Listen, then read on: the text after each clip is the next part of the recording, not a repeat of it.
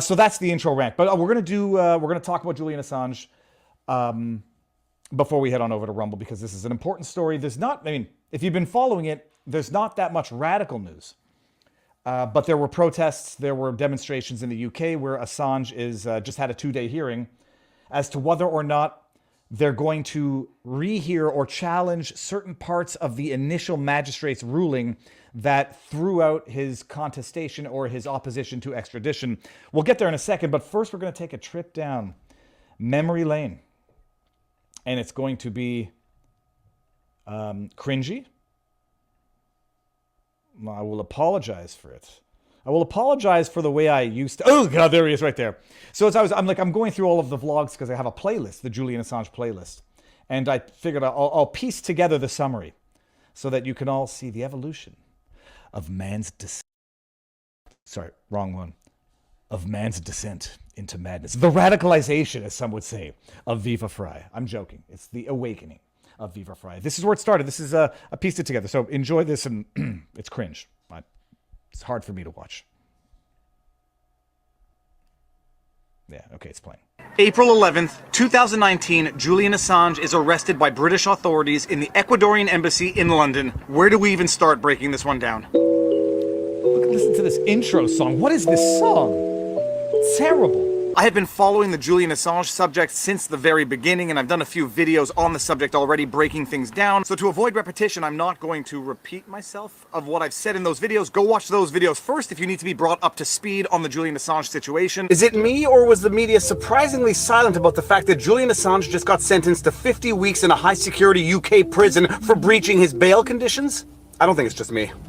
Oh geez, Julian Assange. Most of you probably only know him through WikiLeaks as a result of the 2016 presidential election between Donald Trump and Hillary Clinton. He is an Australian computer programmer who founded WikiLeaks in 2006. Between April and November 2010, Julian Assange on WikiLeaks published classified information which was leaked to him by Chelsea Manning. Following the 2010 leaks, the United States federal government launched a criminal investigation into Julian Assange. Coincidentally enough, or not so coincidentally to some, in November 2010, Sweden issued an international warrant for the arrest of Julian Assange relating to alleged rape and assault charges that occurred in Sweden. Julian Assange denied those charges and said that if he were extradited to Sweden, he would then be extradited to the United States to face the charges that were being brought against him. In December 2010, Assange surrendered to the UK police but was released on bail conditions, and this is what's going to come back in 2019. He was released on bail conditions while he fought the extradition to Sweden. For about 2 years, Julian Assange fought extradition to Sweden because he argued that the extradition to Sweden was just a pretext to extradite him to the US to face charges for publication of classified information or whatever. His fight against the extradition ultimately failed, and instead of being extradited to Sweden, he sought refuge in the Ecuadorian embassy, where he stayed for about 7 years until he was kicked out in 2019. And so what changed on April 11th, 2019? Good question, A Viva. lot of people are going to think that the United States had a role in influencing the Ecuadorian embassy to invite the British authorities in so they could arrest Julian Assange.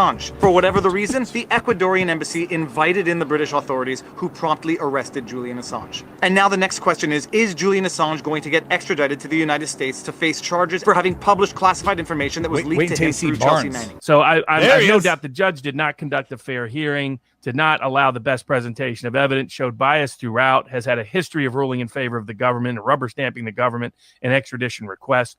So I have no doubt that they're going to order his extradition. Now, he still can appeal that, but you don't have the best appellate rights in the UK like you do in the United States, frankly. A lot of people asked the question in the last video how a non-US citizen who never stepped foot on US soil can be charged under the Espionage Act. I spent the better part of Saturday reading Julian Assange's indictment and breaking it down, and it's fascinating. Some are going to say that the disclosure of highly classified information on WikiLeaks put the lives of American soldiers and American citizens at risk. It's almost over, people. Others are going to say that the American military are committing war crimes in certain countries. The public has a right to know, and they should be held to account. Just because it's a U.S. uniform doesn't mean morally horrendous actions suddenly become okay. And Julian Assange exposed him. The only allegation is that he gave some clues to Manning about how Manning could get that information to them. That's what every publisher does. Testify, people. And so that's the summary. It was like watching a wedding video. Remember when Barnes and I first met? We were courting each other, intellectually, legally speaking. That's the summary. Does everybody remember this wild journey? Here, link to tweet of Julian Assange. Like, I remember going back to the like 2011 when he was facing these rape charges out of Sweden. I remember my best friend at the time telling me, "Yeah, that's not a trumped up bogus charge." And I'm like, I was not even interested in any of this. You remember what happened? Bradley Manning, Chelsea Manning, provided classified information to WikiLeaks Julian Assange. It contained a video called Collateral Murder, which was the video of the Americans killing 11, Iraqis, including 2 Reuters journalists and 2 kids in a van. And they have it on video. Just minor things that most people would consider war crimes. Then Julian Assange went on to publish like these what do they call them? Cables. Publish a bunch of classified information without redacting the names of people, and I'm not trying to minimize it, without redacting the names of translators in Afghanistan, which put them at risk, etc. Published documents that showed war crimes, torture carried out by the American government. They go after him, start investigating him, and then just spontaneously he gets 2 charges of alleged rape or sexual assault out of Sweden, and it was from, allegedly, what they call stealthing, popping a condom while you're involved in sex. Keep your schmeckle in your pants, people. You can avoid a lot of these problems in life. I understand if you're single or if you're not involved in a relationship, you want to have carnal relations with the opposite sex or the same, whatever. You want to have relations. Keep it in your pants, especially when you're a prize target. It's never going to end well. You should actually never even be alone in the same room as someone of the opposite sex if you're a high-priced target, or even someone of the same sex. Yeah, forgot about that. Just these magic charges. And then they want to extradite him to Sweden, where he would then have been extradited to the U.S., where he could face charges for what at the time was one charge of illegally obtaining, illegally accessing a computer, which they never proved. He holes up to avoid extradition for 7 years in the Ecuadorian embassy in the UK. Apparently his behavior was so bad, allegedly towards the end, he was losing his mind, wiping feces on the wall. I think I remember that being the news at the time. Ecuador kicks him out, and I remember him being hauled off by the UK authorities. Answered at the time, how could they have done that without violating international law as relates to embassies being basically foreign soil on another person's land? Hey, who knows? I also remember there was something about the IMF loan in Ecuador at the time that might have explained why Ecuador said, get him out, UK, come take him. He then gets sentenced to 50 weeks for breaching his bail conditions. And from what I remember at the time, you could only have gotten a year in jail for breaching your bail conditions. The bail conditions on the Swedish rape charges that had since been dropped. Some will say they were dropped because of the passage of time, not because of proving of innocence, but whatever. The bogus charges were ultimately dropped, but they got him on the bail, breaching his bail. And then it was May where they get the superseding indictment, the second superseding indictment, which accuses him of violating the Espionage Act, the 1917 Espionage Act. And the only real accusations, and I went back to reread it yesterday. I was going to do a vlog, and then frickin' Judge Engoron has to come down with his decision. Is this the? This is the. I believe this is the second superseding indictment. They got to get him on Espionage Act, and everybody knows that it was Bradley Manning, Chelsea Manning, whatever you decide to call him, her. It's wild the world that we live in. The only accusations they could have to try to get Assange on espionage was that he participated in the hacking. Because otherwise, everybody knows, Manning said he's not going to testify against Assange. He got his sentence commuted by Obama. Odd why Chelsea Manning gets his sentence commuted by Obama, but everyone, nobody's pardoning Assange, despite having been holed up basically in prison for over a decade now. So the only way they could get Assange was by arguing some sort of active collaboration in the hacking. It's a load of shit. It's a load of garbage. Share screen. Window. Returned. I believe this is the document. Yeah, let's share this here. And so we're not going over the whole thing. The bottom line, this entire indictment, paragraph 19. Hold on, let me just go to the top. I just want to make sure this is the second superseding indictment. They had the initial indictment, the superseding indictment, which added espionage charges. I don't think he's facing the death penalty from all accounts, even though I thought death penalty was a possibility under the Espionage Act. He's only facing a cool 175 years in prison. Then they had a second superseding indictment, which added more details because they got to flesh out that he's not a journalist. He's a hacker. And that's what they do that's all that they do in the intro paragraphs. Listen to this. He repeatedly sought to obtain, paragraph 2, Assange, WikiLeaks repeatedly sought, obtained, disseminated information that the United States classified due to the serious risk that unauthorized disclosure could harm the national security of the United States. Yeah, committing war crimes will do that to you. Killing journalists will do that to you. But then they just go and say, hey, look, he's just a hacker. He recruits individuals to hack into computers illegally obtain information that they provide to WikiLeaks. All right. Then he hosted a hacking website, not a website. He hosted a hacking conference. At the Hacking at Random conference, they did bad things. He says, go, give us, we're looking for information. So he's a hacker. He's not a journalist, even though he did not hack the information that Manning gave him. Manning did that willingly, but this is where they really have to flesh it out. Assange agrees to help Manning crack a password. This is the bulk of the allegations so that they can bring espionage charges against him. March 8th, 2010, Assange told Manning that Assange would have someone try to crack a password hash to enable Manning to hack into U.S. government computers. Specifically, Assange agreed to assist Manning in cracking a password hash stored on the United States computer. Yada, yada. Okay. The encrypted password hash that Manning gave to Assange to crack. Following Assange's curious eyes never run dry comment. They say this at least 6 times because Manning said, look, what do you want? Curious eyes never run dry. He's Aussie. Curious eyes never run dry, eh, mate?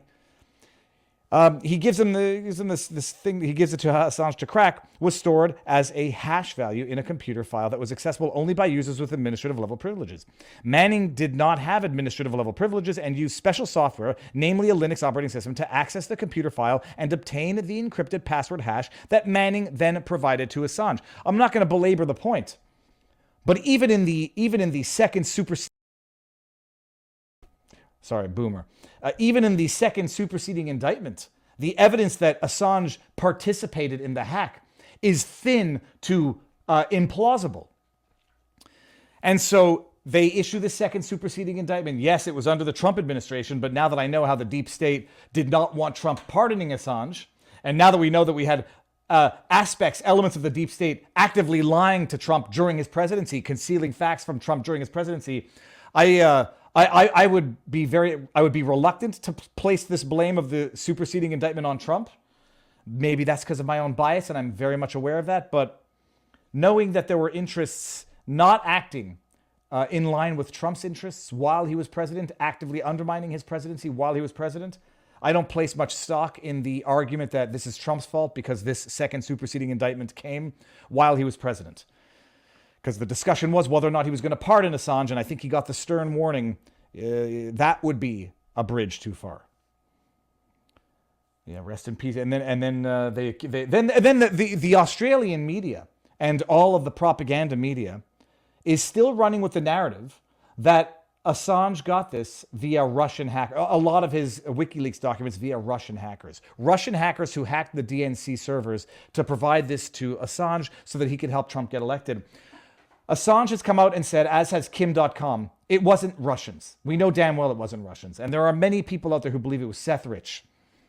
And there have been many rumors. There have been many unconfirmed suggestions that it was Seth Rich, which led to his murder by way of failed robbery where they took nothing but his life at 4 a.m. in D.C. So that's the ups and the down. That's basically the summary. And so what ended up happening is he got 50 weeks, it was 50 weeks, not 50 months. I'm an idiot, can't do math. He got 50 weeks for a breach of bail. In the interim, America filed these these indictments to try to get him extradited. And there was a hearing for the extradition that was denied, but only on one basis. All of the objections for Assange to not get extradited, to oppose extradition, all of them were dismissed by this magistrate court, with the exception of one, that Assange posed a suicide risk to himself. And if extradited, he had a very substantial risk of self-harm. So all of the other bases to oppose the extradition, that he's being extradited to the country that was plotting his assassination, Hillary Clinton, some other dipshit under Trump's administration drawing up plans to how they could assassinate Julian Assange. All of the bases for objecting to the extradition were dismissed, with the exception of one, which was he's a suicide risk, so we're not going to extradite him. That was later overturned by a higher court in the UK with assurance from the US, the country that, behind closed doors was plotting to kill Julian Assange, that they're going to treat him real good when they get him in America. Pompeo, thank you, Free Spirit. Pompeo was the one drawing up plans to assassinate Assange. Hillary Clinton was the one, I believe, talking about drone striking him because, Obama ran around drone strike killing American citizens. Why not kill an Aussie? And so, initially his extradition was granted, but only on one basis, and everything else was dismissed. A higher court then overturned all of it and said, you can get extradited. They've already signed off on the extradition papers. And so what happened this week, that's a very long-winded answer to get to where we're at. He had a 2-day hearing in order to contest. He had a 2-day hearing requesting that he be authorized to challenge, just have a rehearing on the other bases for which his opposition to the extradition was denied. That's all he wants. Just basically to have not a second kick at the can, but the ability to contest the other bases that were refused, not granted, opposing his extradition. 2-day hearing. His wife was out there speaking. Back in the day, it was the eternal question. And 2019, I was starting to maybe share my opinion, but maybe I wasn't confident enough with my intelligence level to share it. What do I think? They've criminalized the ability of whistleblowers and leakers, and I dare even say hackers. They've criminalized the revealing of government crimes. That's wonderful. Yes, Julian Assange is a journalist. Because I don't know what a journalist is, except to say that Potato Head Brian Stetler is not a journalist. Grab him by the, stick your fingers down there, Don Lemon, not a journalist.